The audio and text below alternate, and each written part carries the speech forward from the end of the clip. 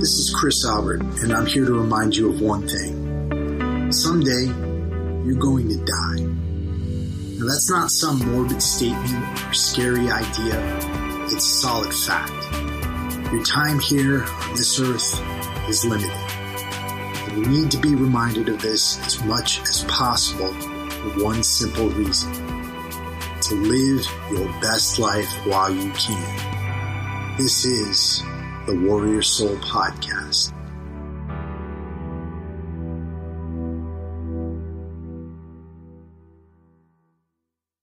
What is going on, everybody? Welcome to the Warrior Soul Podcast. And this is going to be something we haven't done in a while. It's going to be a pure Q&A session. And I don't have a lot of questions here, but a few that are related to fitness. We had somebody asking us whether they should be doing squats or deadlifts. They want to see if they can choose between the two. There was also somebody who asked if they could do one exercise in a workout and if that could constitute a workout. I'm going to be covering both of these issues and a little bit more than that.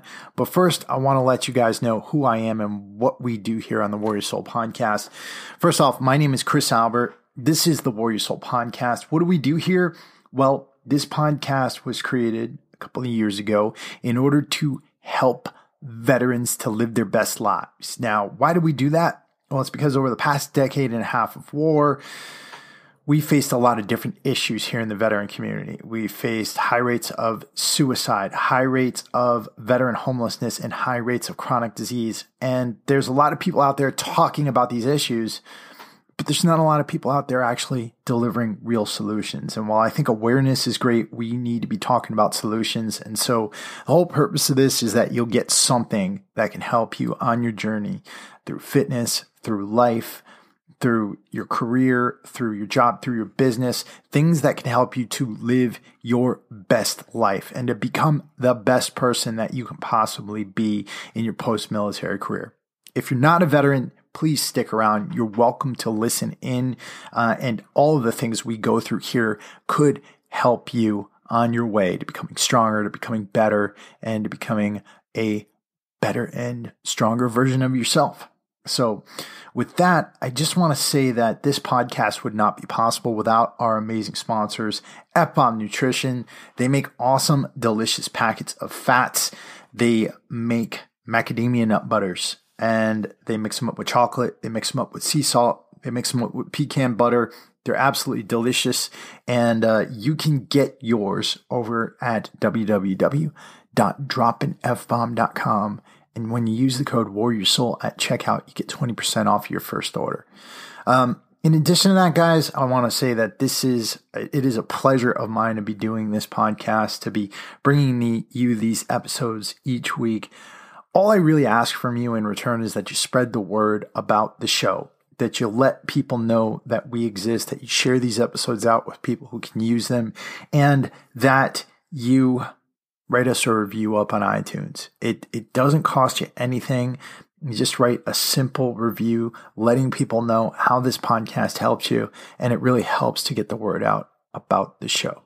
With that, let's get into the questions for today. This is a Wednesday Q&A episode that I'm not releasing on Wednesday. I'm releasing on Thursday because we actually had a special edition issue that came out on Tuesday. So I'm going to be getting into these questions right now. So the first question is this, and that comes from Eamon. And he said, can a workout be just one movement? All right, let's say squats only or deadlifts only. And he said he's asking because sometimes after a 10-hour work day and he's feeling quite tired and it's a workout day too, he just wants to do the hardest part of the workout instead of nothing at all. Yeah, I think that you can definitely make a workout out of doing just one movement, right? So you could do a 5x5 on deadlifts. You could do a 5x5 on squats, and that could be a great movement. But here's what I'll also say, right? I think that those movements are the most important movements you could do. Those compound strength movements, those multi-joint movements, those are what's going to make you stronger. Those are what's going to help you to become stronger, to build bone density, to build that muscle mass. At the same time, you also do need those assistance exercises. So if it's just one workout where you're doing your squats, well, here's what I'd say.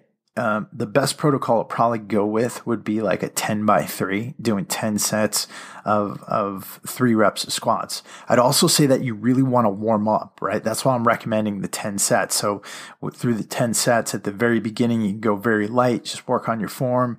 Toward the middle, you can start to raise the weight. And then toward the end, you can work on being explosive. You can get a great workout that way.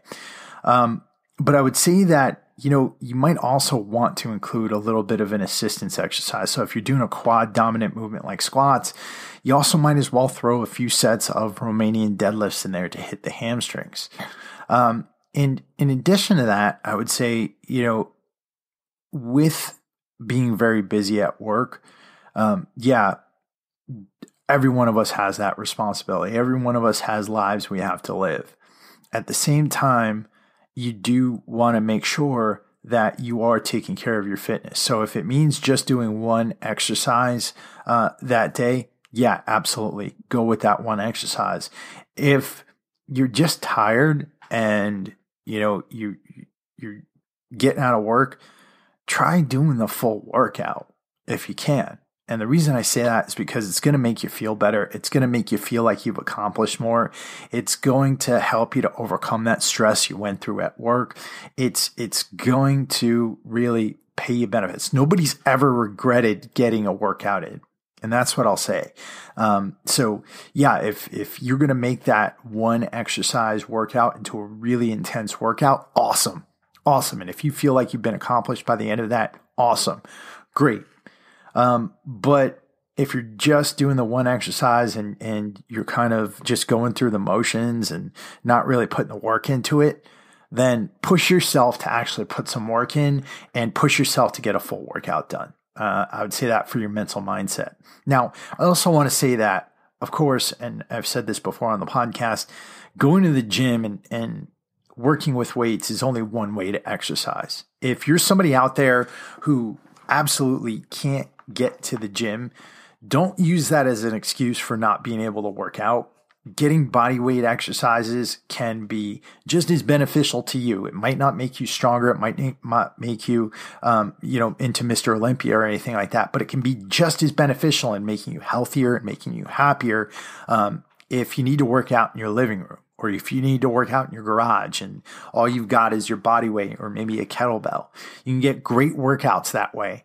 So don't undersell yourself on that if you absolutely can't get to the gym. And this is something I've discussed in numerous other podcasts before. You can go back and check out some of our Wednesday Fitness Notes episodes. So I hope that helps, Eamon. Like I said, you could definitely do just one movement, but make sure it's an intense workout and make sure you're not just going through the motions.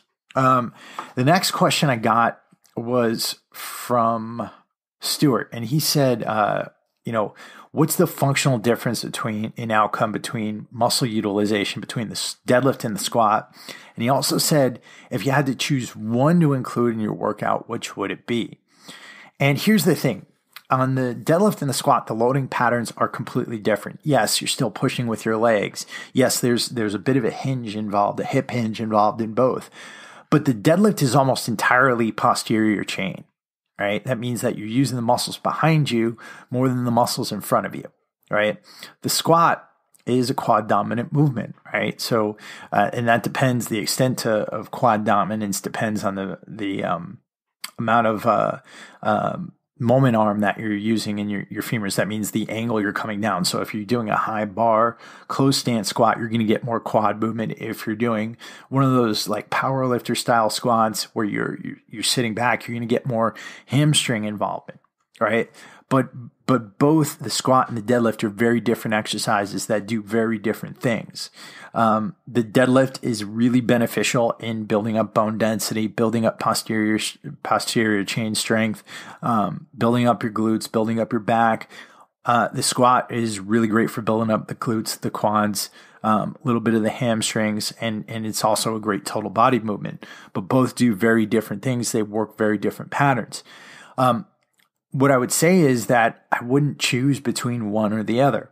And I would try to include both in your workout regimen. Now, there's variations on both, right? You do front squats, you do overhead squats, you do Olympic style squats, you do powerlifter style squats, you do goblet squats, you could do kettlebell squats, all kinds of different things that you could do as far as the squat goes. Same thing for the deadlift. You could do snatch grip deadlifts, you could do Romanian deadlifts, you could do deadlifts off of a block, sumo style deadlifts. There's a whole host of those that you can do. What I would try to do is I would try to use different variations of these exercises to try to become stronger. Maybe work them in 3-week cycles and then change to a different variation. But if you need to do them in different workouts, if it's a matter of time, you could do them in different workouts. If you need to alternate them, maybe you're focusing on squats one week and then deadlifts the next week, you could do that. But I would make sure that you're working both, because both are extremely important in building up the body and becoming stronger and building up muscle density. And they're also both really beneficial. I mean, because they're so beneficial, I really don't see why you would choose one over the other. So that's an answer to that question. Another thing that people are asking me about a lot now is fasting, right? So what should your macro strategy be on a fast? What should your eating window look like?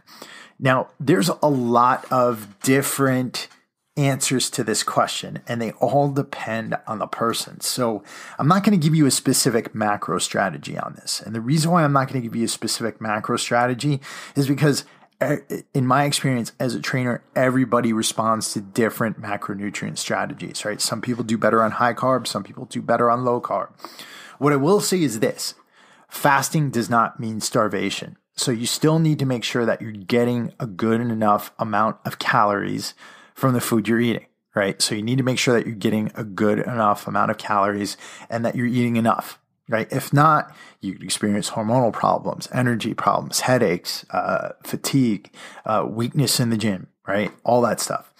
Number 2, you also need to make sure you're staying hydrated, right? It's very important to stay hydrated while you're fasting, because you're burning off glycogen, and with every gram of glycogen you're burning off, you're also losing 3 grams of water.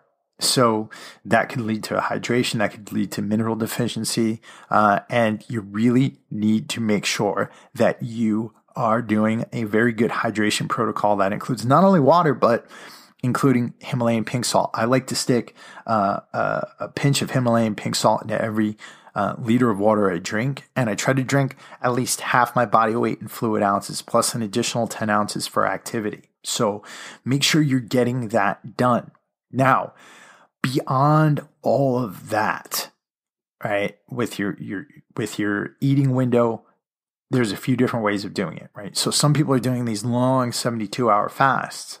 I've never done a 72-hour fast. I don't know how that feels. I've done 24 and 48-hour fasts, and I can say that they've made me feel really good. I've actually gotten a high degree of focus on them, but dehydration was definitely an issue. Right. So needed to drink lots and lots of water. Needed to make sure I was getting salt in. I tend to fast a few times a week. And when I do a fast, I tend to do an 8-hour eating window. So that means that I eat all of my food between 12 p.m. and 8 p.m. at night. Right. So I'm still eating the same amount of calories, but I'm eating that food between 12 p.m. and 8 p.m. at night. And then what I'm doing is basically a 12-hour fast, right? Or a 14-hour fast. It's a 16-hour. Sorry, my math is all crazy. It's a 16-hour fast. So, I'm not eating for 16 hours. Of course, 8 of those hours I'm sleeping. And so that's the way I go about things. And that's kind of the fasting strategy that's worked for me.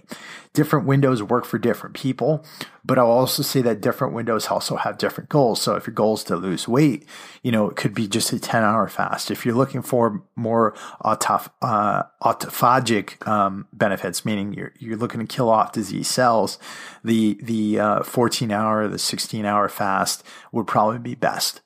All right. So that's my take on fasting. Now, other than that, guys, I don't have any other questions. If you've got questions you got for me, you can head over to our private Facebook group, the Warrior Soul Fitness Academy, and you join. And each week I'm looking for questions from the private group, and I'm looking to help people out with this stuff. And that's all I got for this week, guys. Stay tuned. This Friday, we are going to be putting out our Warrior Notes episode, and that's where I go into a discussion on mental strength. And then on Monday, I'm releasing an awesome interview with Dave Bray, musician, storyteller, really awesome guy, and a Navy FMF corpsman. So really good guy, and I'm looking forward to that one. Talk to you guys soon. Peace.